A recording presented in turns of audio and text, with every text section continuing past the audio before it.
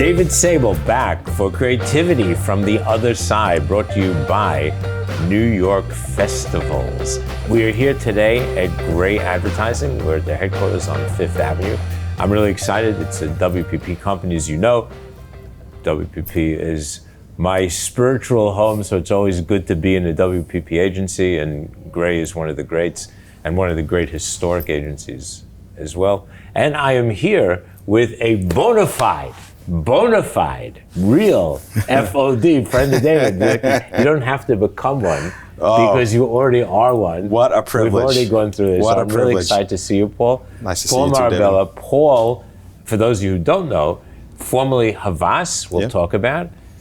Most importantly for me, Easy Wider, which we'll discuss. We'll talk about that. We'll talk more about that as well. And now, the CEO of a really interesting startup called Vokal.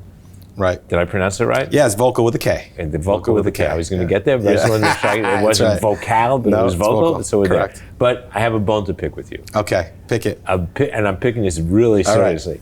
So last time we spoke was in the middle of COVID. We're Right. going to talk about that in a second, just because of where we are. Right. Easy Wider. Yes, For roll those it of up. you who don't know. Roll it up. Easy Wider. I was like totally in love with everything you were doing, with the work you're doing, whatever. Right. You promised me a t-shirt. I have to get you a t-shirt. I didn't get one. However, I am taking care of business. Oh, so look at you this. get your Look at Creativity from the this. Other Side, FOD, A friend of David. t-shirt. Oh, This this one is everybody beautiful. to see. This is beautiful. Here we go. These are our It's custom my new made uniform. Thank you t-shirts so that much. the New York Festival makes for me. Thank you so much. And I give this to you Thank you. with my deepest love. Gratefully accepted. Thank you so much. This is And incredible. I want a picture posted of you wearing Okay, it. it's going to be my new uniform. Good. So let's just go back a little bit, do remind it. people of just your background. Yeah. Let's talk a little about Havas. Okay. An interesting path. Mm-hmm. Big agency. Yeah. Private company. Yeah. Scale up. Yeah, it's interesting. I mean, I started my career on the client side, in Boston, and then came to New York. And now you're in Chicago. And now I'm in Chicago, and my agency career started just a few blocks from where we are today, 126 Fifth Avenue. And I actually got a little emotional when I walked by that door front today, because I was, cutting my teeth, Did you ever go to Eisenberg's? I did, of course. Oh my God. Of course, it's legendary. So for those who don't know, let's tell them what Eisenberg's was. Well, And it was an amazing deli. It's an amazing, but Incredible actually deli. a luncheonette. Right. And old style, old school, big counter, Yep. stools, very few Beautiful. places to sit other than at the counter. Best Right. tuna fish sandwich in New York. Oh, They've incredible. sold maybe 20 times, I don't know how many times. Have the New they? York I Times didn't had know an that. article about them this morning. I didn't know that. They are now called S&P. They are S&P. now- sorry, I looked that way because Oh, you did? Scott's sitting back there, folks. Sorry. S&P.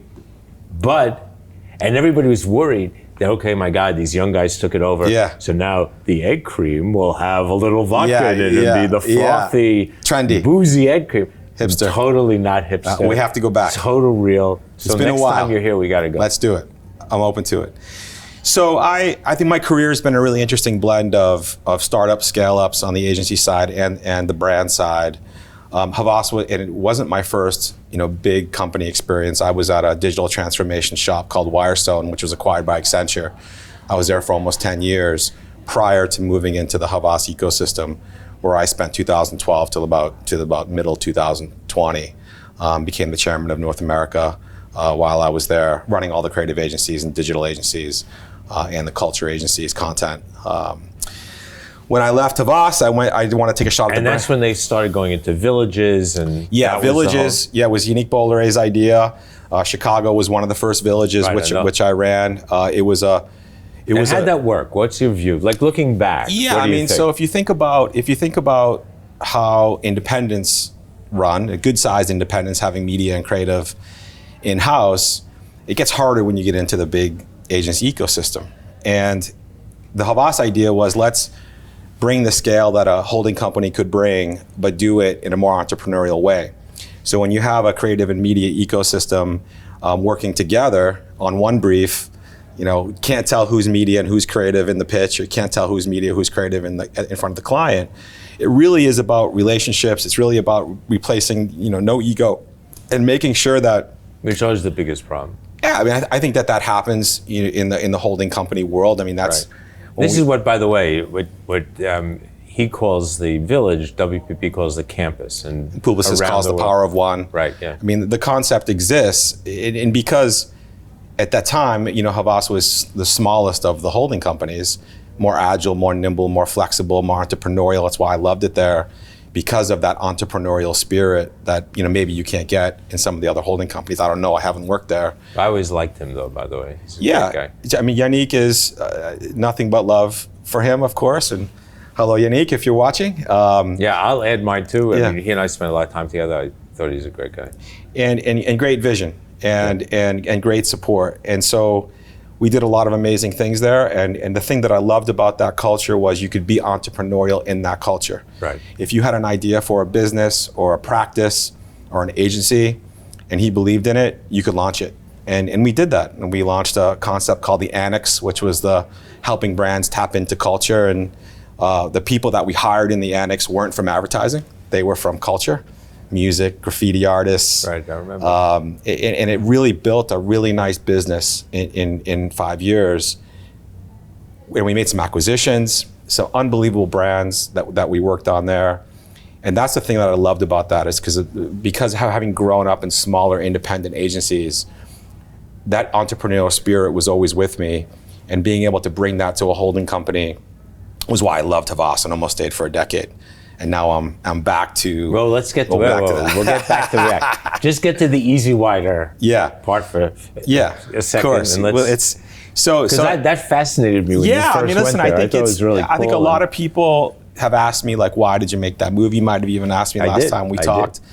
And for me, having spent almost 30 years on the agency side at that point, for the most part, I was ready to take another shot at the brand side. As a CMO, as a president of a global CPG company with vertically integrated manufacturing around the world, and I had a chance to do it. And it was actually those brands, OCB and Job, Easy Wider was acquired later, was once owned by the Bolloré family, and that was the connection. So the owner of those brands, I got to know through my experience at Havas. And he asked me to come. I could see that the Bollorés would own that. Yeah, well, Job was founded in 1838, right? Yeah.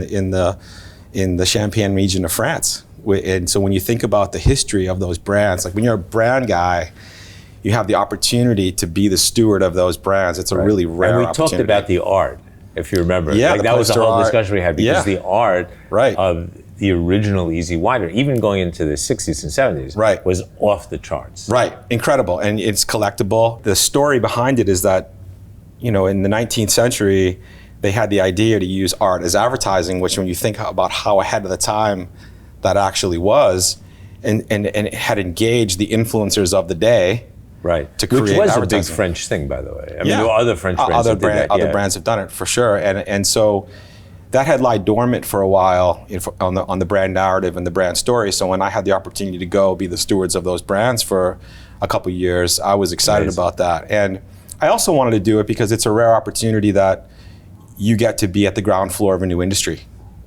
And when you think about the legalization movement, and when you think about what's happening in cannabis, not just for recreational, but for medicinal as well, it's a rare opportunity in your career, I think, to actually be a part of helping shape what's happening. Both. But you got to admit, cannabis does not sound as good as grass.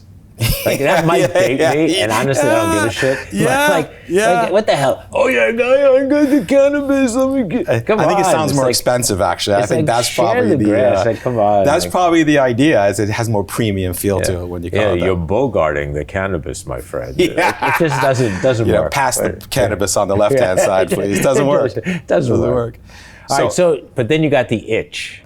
I did. The itch came back. I did. And you scratched. I did. So I'll tell the story quickly. In 2018, when I was running M&A for Havas North America, we were going around the US in North America and trying to find really cool shops to acquire and plug in from a capability set perspective. And I had met this great entrepreneur in Chicago. His name is Reed Lappin. He's the founder of Vokal. Young guy. He already had one exit, in his 20s.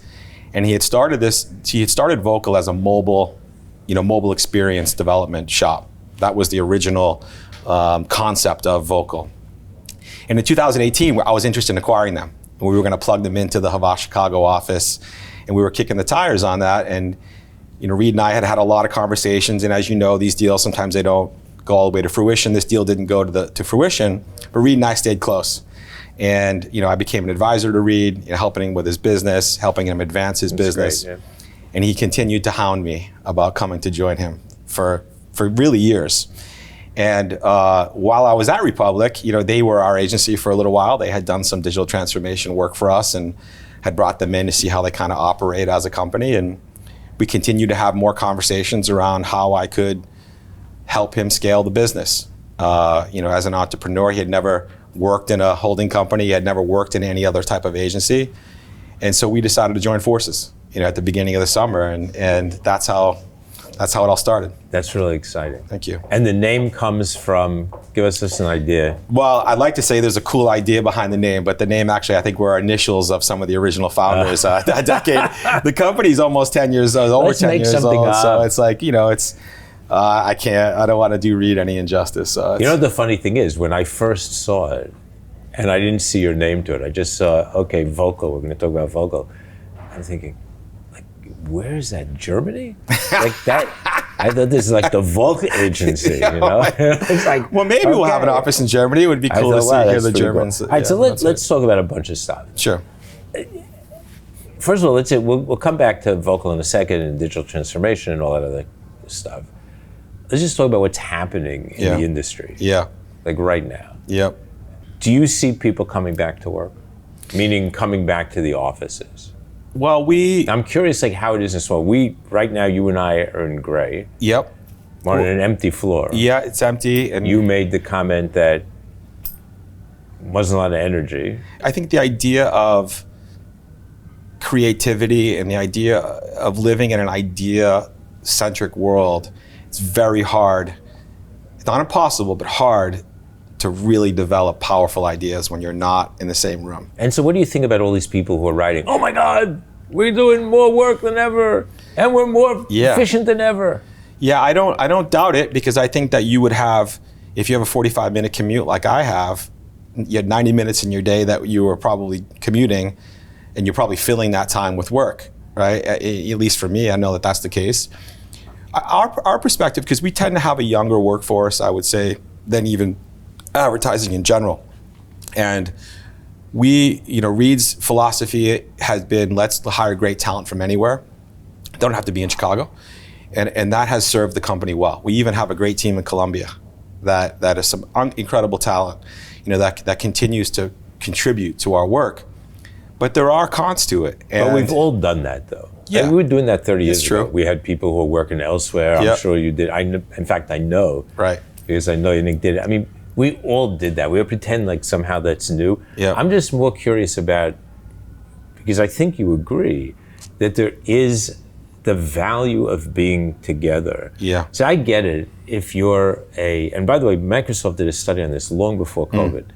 They did a study on efficiency, right? So they took 2 software teams.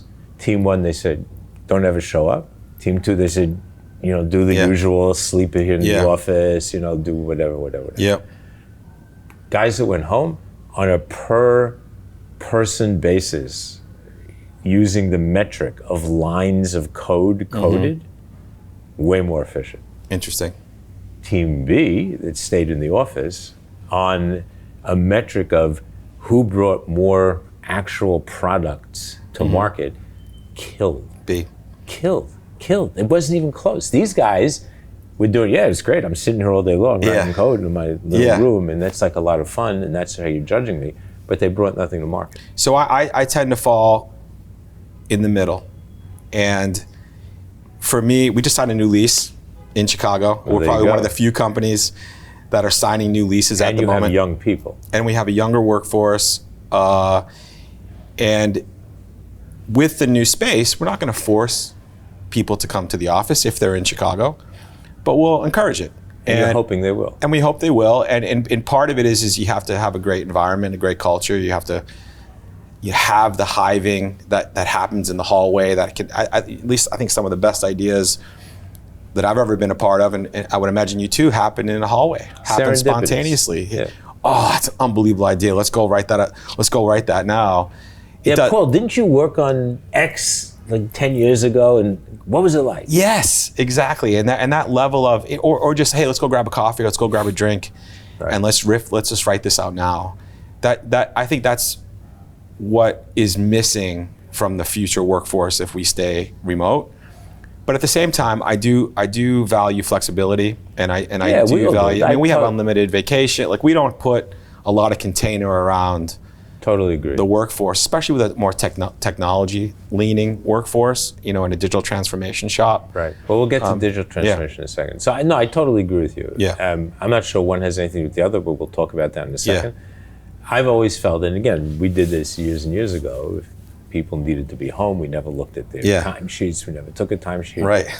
We were always very, very open to particularly women flexible at the time, and the flexibility, because if somebody had childcare issues or was in the last stage of pregnancy, whatever it was, just to make it easy for everybody. Nobody ever looked at where you were, what time it was, et cetera, et cetera, et cetera.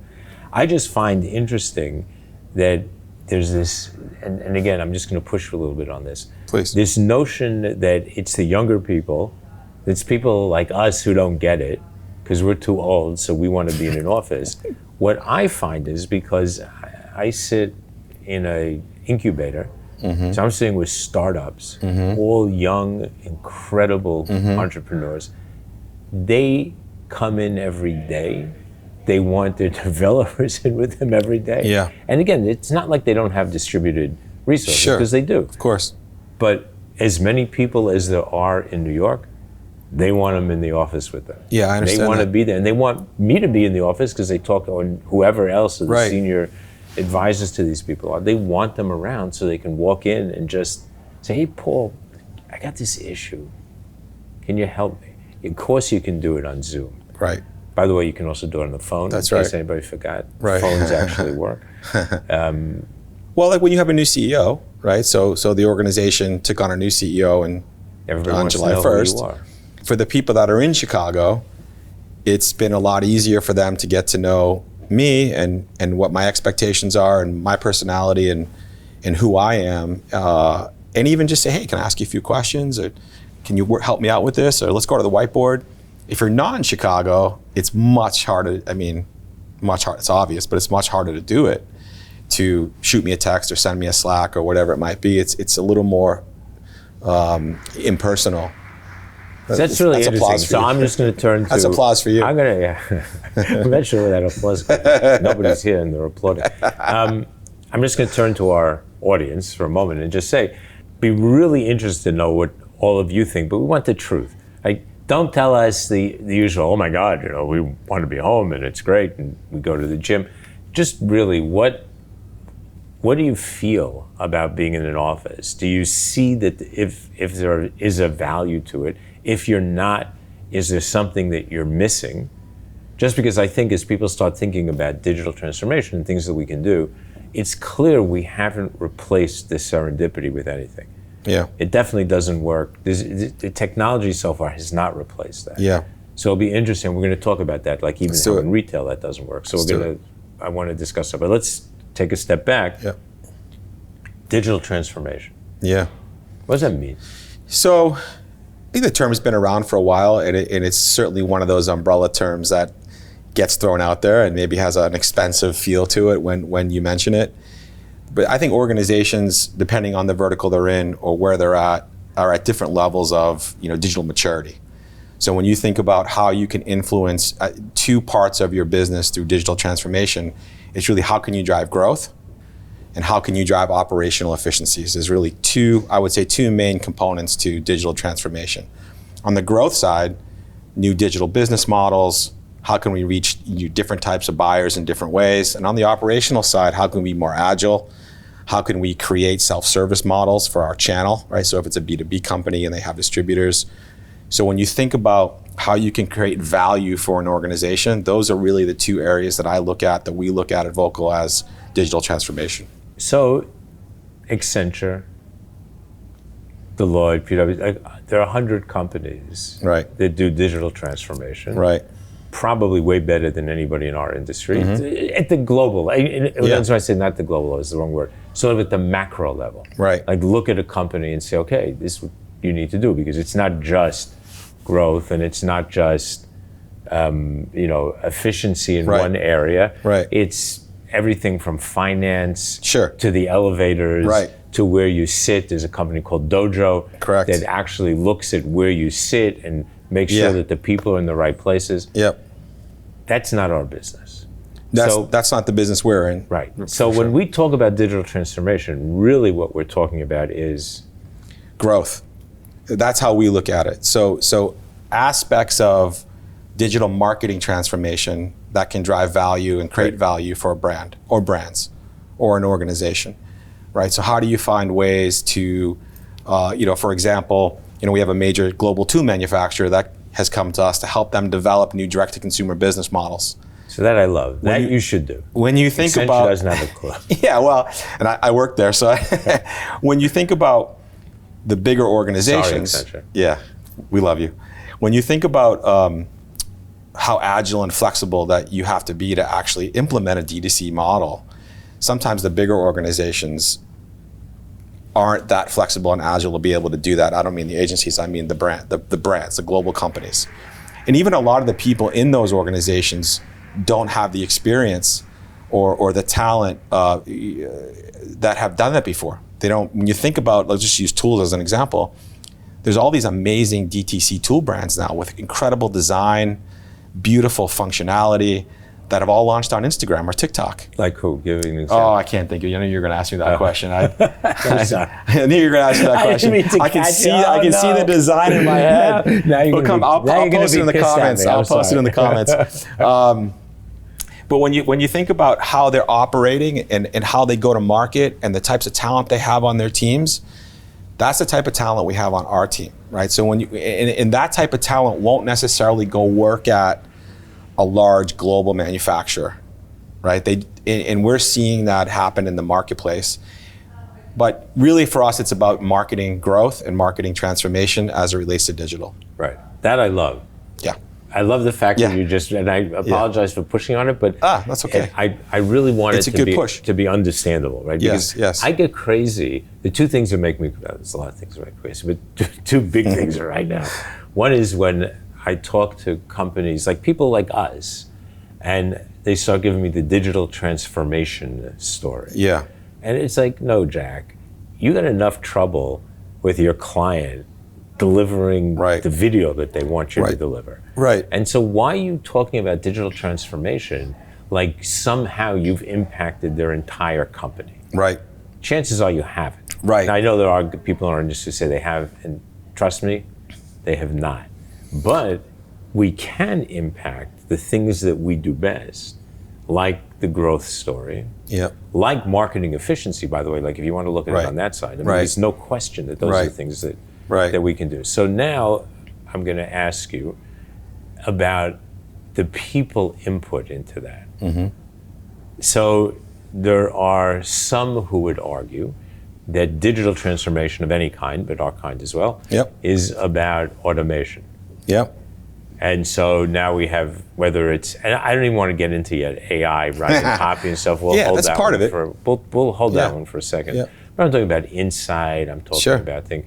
Yeah. So that's just step one of the questions. Step two is, it was a piece that I read the other day.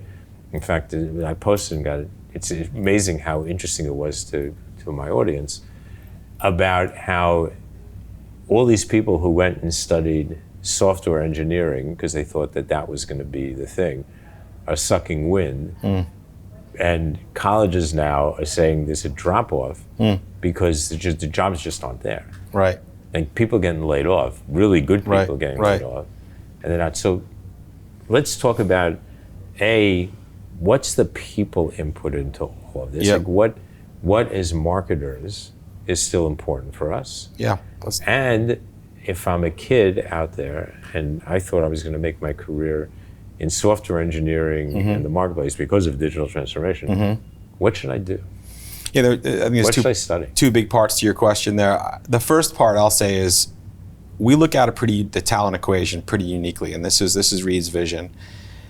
The idea that you could hire what he calls digital athletes from high growth startups on our staff, Etsy, Peloton, Fanatics, all these different types of companies that require marketing talent that is agile, flexible, nimble, and really understands how to hack growth, and bring them on to our staff, combined with folks like me who have more marketing experience, creative experience, consultancy experience. Say that again. Folks like me. Yeah, combined with, right. Creativity, folks like you. Marketing, that's the magic formula. And just having folks that are from brand side in growth roles, or just having folks that are in, from consultancies, there's pros and cons to each. And I've seen both sides of it. I mean, the digital athlete growth side is that they don't have the consultative client service experience. And then on the consultative creative side, you don't have you understand the hacks, you can get your hands dirty, you understand how to, hack a consumer buyer journey, which is an unbelievable skill set. Such smart people in our business. I totally agree. Yeah. The other part is that those folks won't typically go work at a large global company, especially a digital laggard company that doesn't understand digital marketing platforms. And I don't mean just digital content on social media. I mean, how do you really create business models around digital? And that was Reed's vision for the business, and that's why I signed on, because I think that talent equation of credibility combined with consultative experience is really a powerful model. I agree, but I don't think it's just the consultative experience. I think it's also this notion of, I was once asked at a conference, a bunch of us, it was a creative conference, and it was all creative directors and me. And they said, okay, what should people learn? Like, what should they get? So, they should be studying, AI, blah, blah. And they should be learning software engineering and hacking. So they came to me and they said, what should they be studying? I said, I'll tell you, it's really simple. They should be reading the Bible and the Quran. They should be studying the Iliad and the Odyssey. Yeah. They should read Sherlock Holmes and Harry Potter. And they should do it all with just the eye to, why are people still engaged with this content? Yeah. Some of it millennium, since it was when people were just telling stories around fireplaces, around fire pits. Right.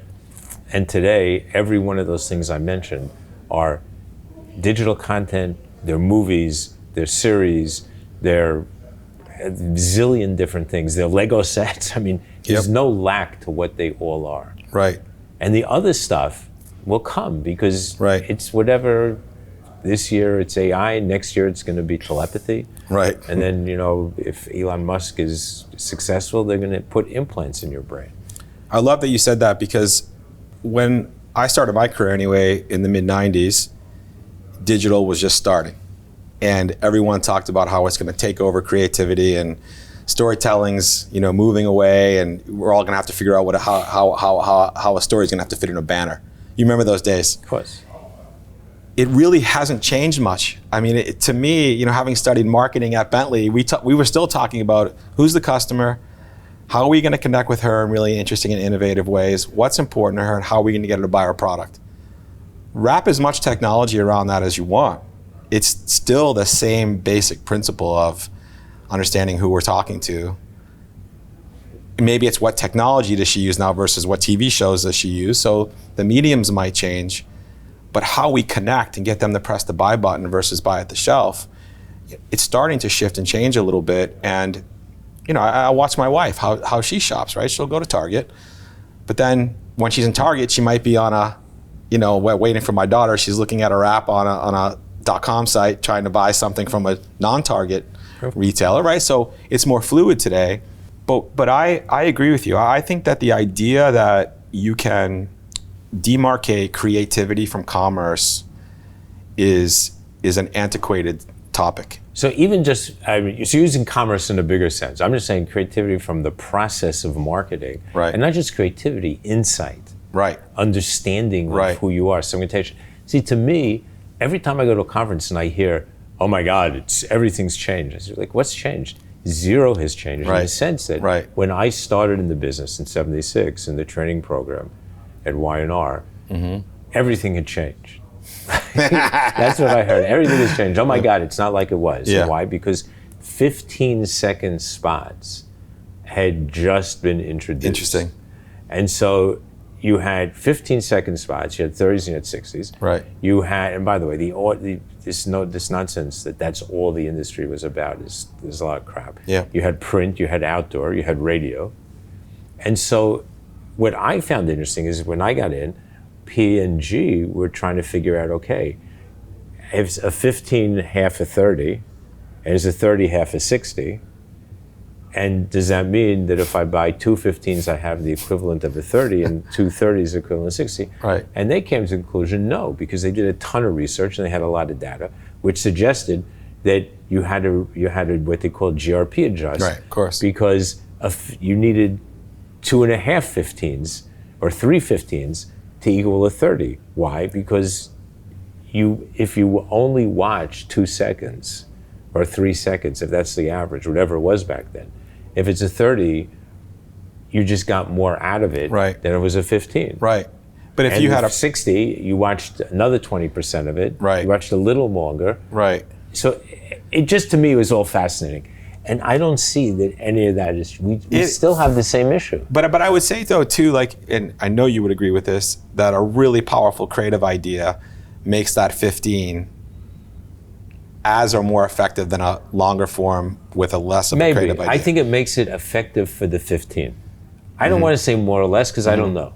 I'm not sure I agree, but I think that you have to make a 15 to be a 15. Yeah. You can't just take a 30 and cut it. Right. And I think we're finding that now because cutting it down to a Instagram reel or whatever it might be, not creating, custom content for the medium, the message, or the channell. Right, which we always did, and which we always did it. Do. Exactly. Like nothing. Exactly. So that part to me is, I think that's where we're shortchanging the young people because we're not teaching them enough about marketing. So let's. The second part to your question was software engineering and in kind of where the world's going. I use that as a placeholder. Well, the low code, no code era is here, and I look no further than Adobe buying Figma. And it's just a quick funny story. When I got to Vokal, I'm not sure we had a Creative Cloud subscription, and I had said, "Hey, can someone get me the Creative Cloud logins?" They're like looking at me like I had 3 heads, like I'm the old guy in the room. And I'm like, "Well, what do the creatives use?" And they said they use Figma. And I go, "Okay, well, I'm gonna have to learn Figma." So I get to learn Figma, and then over the summer, it got announced that Adobe had bought Figma for $40 billion, right? It's a low code, no code, drag and drop.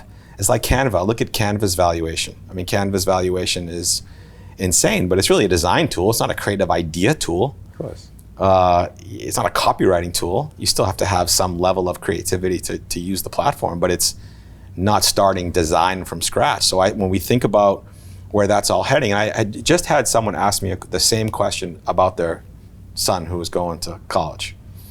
And I had suggested data and analytics. I had said if he has a great brain, great left brain, and he's good with numbers, data and analytics are not going to go away. I mean, they're only going to become more advanced. Yep. And I totally agree. I would argue, and this is kind of like the little thing that I put together this week. I'd say it's data analytics, but also study humanities, like understand people. Right.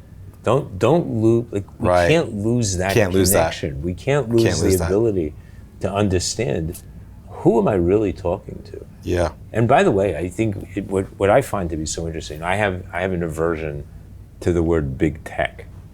So I don't think Facebook is big tech, and I don't think Amazon is big tech. I don't think Twitter is big tech. Big assholes, but they're not big tech.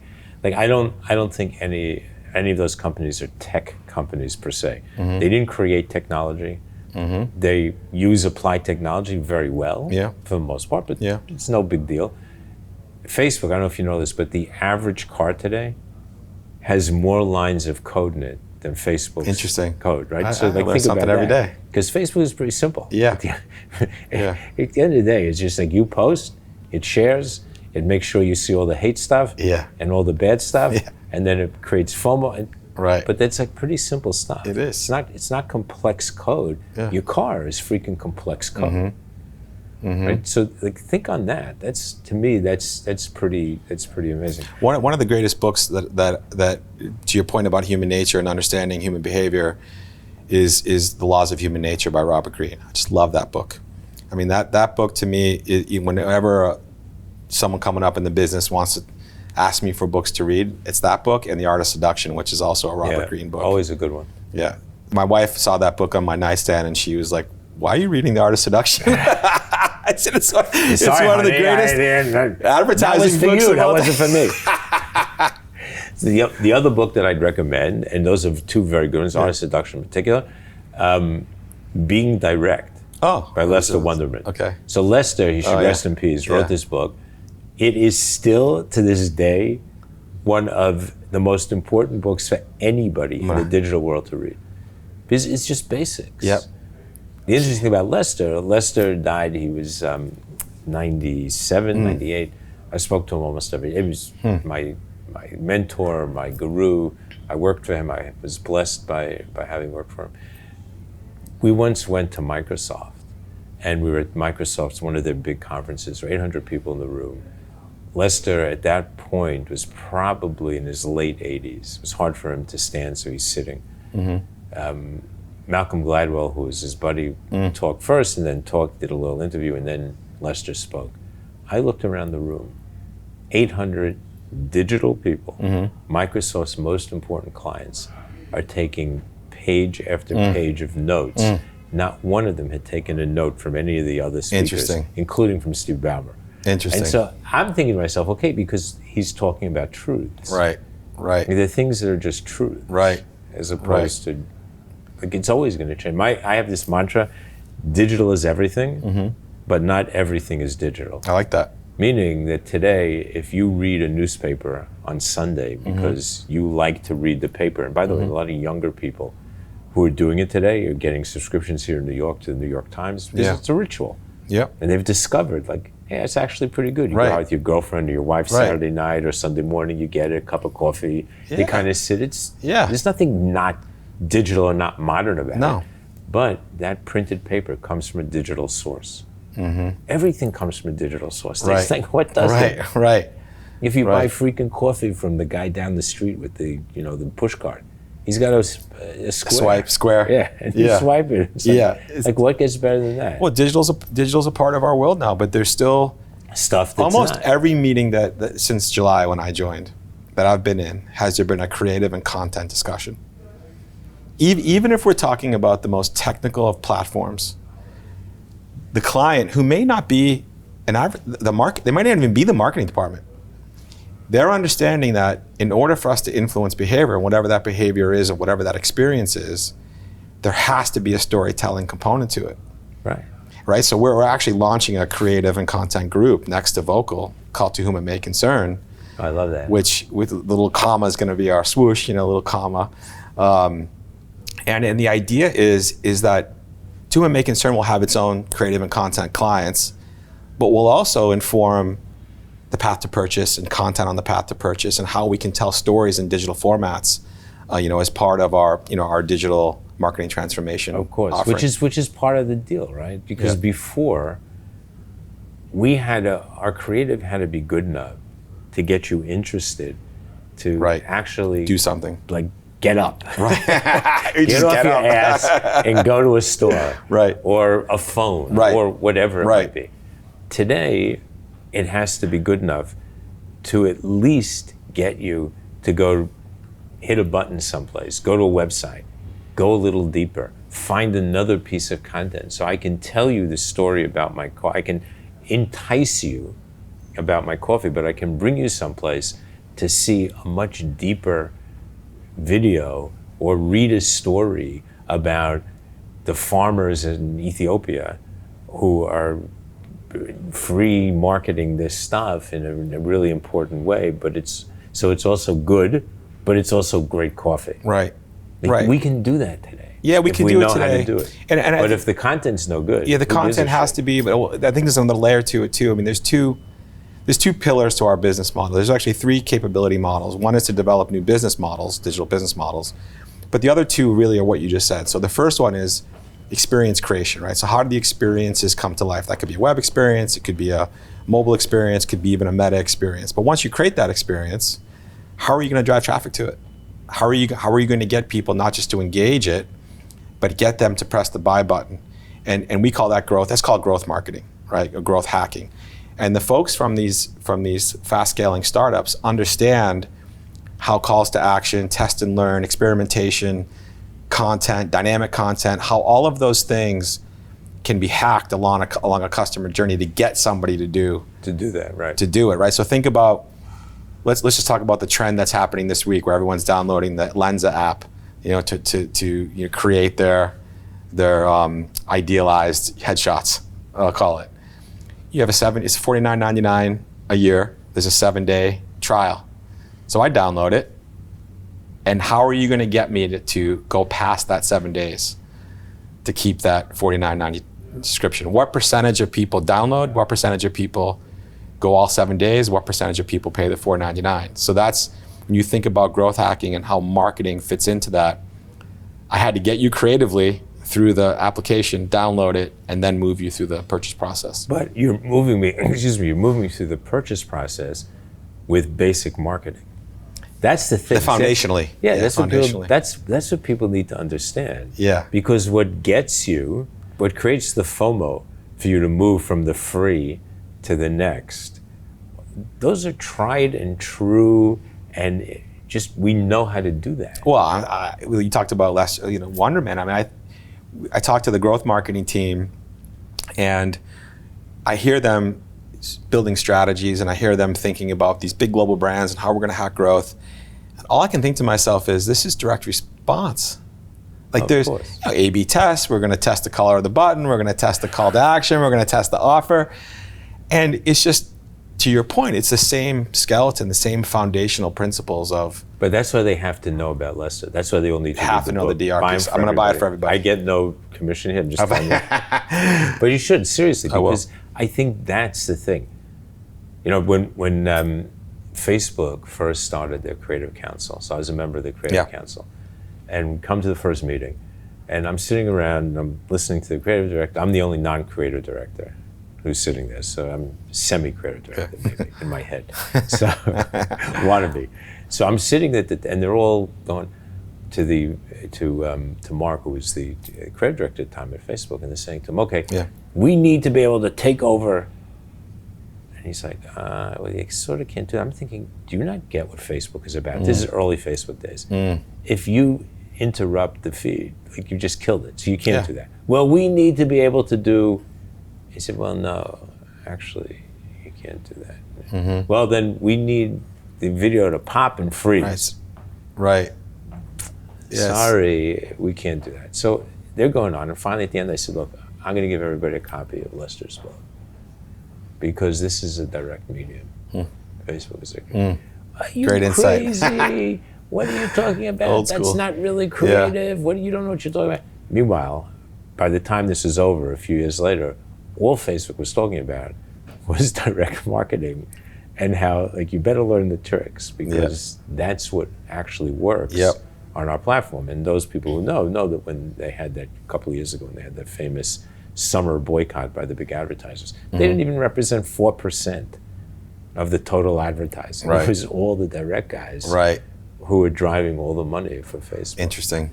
So, I think there's a big lesson there, I think. I'm with you. I was back at my alma mater, Bentley, in Boston about a month ago, talking to a class, and we had talked about that. I mean, a lot of them, I remember being in that room as a 21-year-old and having someone like me come in on the back nine of his career, trying to, pass his knowledge along, and they just said, "Hey, what should we what should we know? What should we learn?" I said, "You're learning it all right here.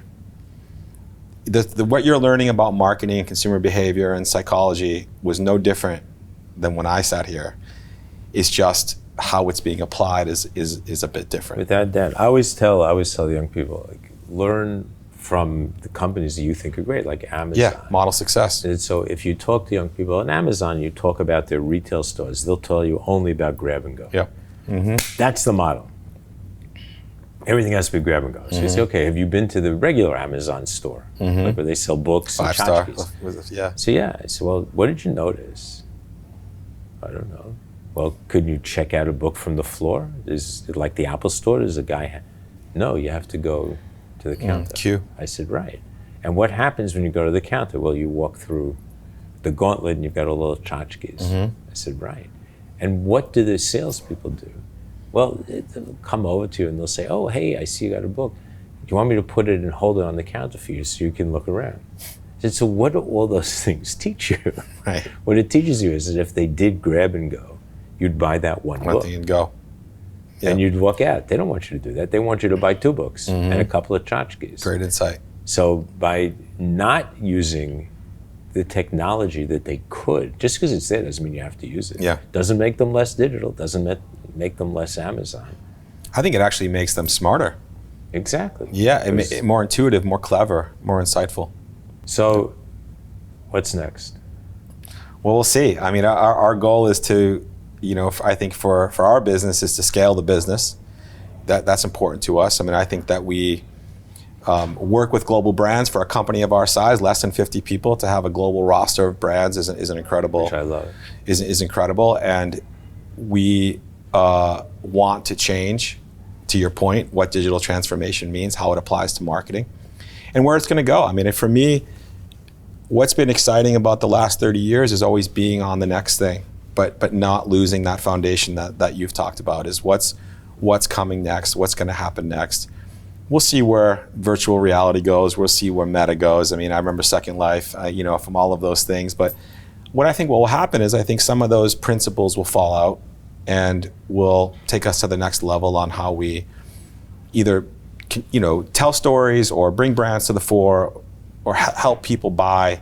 We'll see what happens. But did you see the big advertising that Meta did around their first big release idea? So I'm just going to remind you. And I looked at it and I thought, if it was an agency that did that work for them, they should fire them. And if it was just people internally, they should fire them. So a bunch of people sitting around a table. So I'm all in for VR, right? I'm a gamer. Yeah, I love it.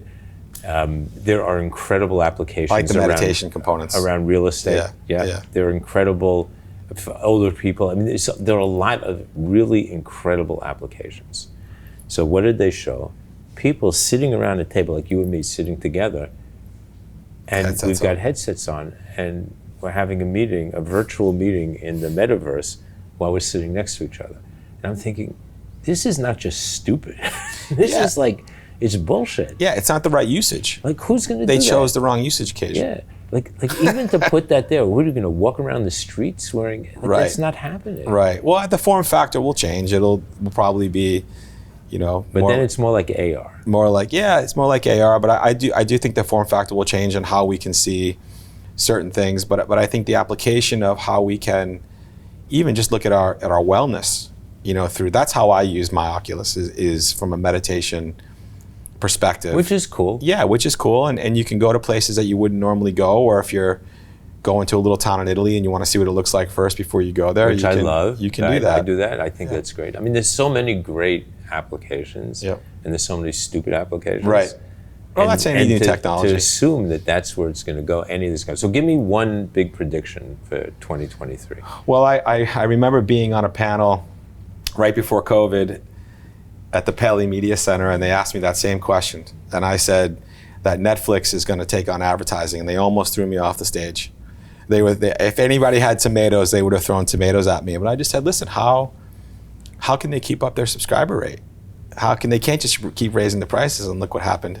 It took till 2022, but it happened. I think that they raised. I think what's going to happen is, and there's a couple of ways I could take your question. And when we think about, let's just talk about the industry that we both grew up in. I think we're going to start to see a bigger blend between technology and creativity. I don't think it's going to be in silos. I don't think it's going to be, well, that's the technology team, that's the creative team. I think they're going to start to become the same people. And I'm really excited for that. And for me, that's why I went the Vokal route versus back to a holding company route, because I wanted to be on the forefront of that with Reed and the team to say, how can our technologists also become creatives? How can they learn storytelling and create these experiences and then market these experiences? Love it. So what can I say? Yes. Oh, David, thank you for the t-shirt. This is great. Yeah, hold it up. This is incredible. Everybody to see.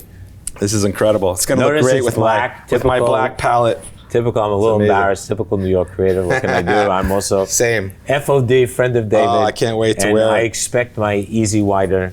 It's coming. And so I promise you. I want a really good one. Yes. And I'll throw some large, booklets by in the too. way. Okay.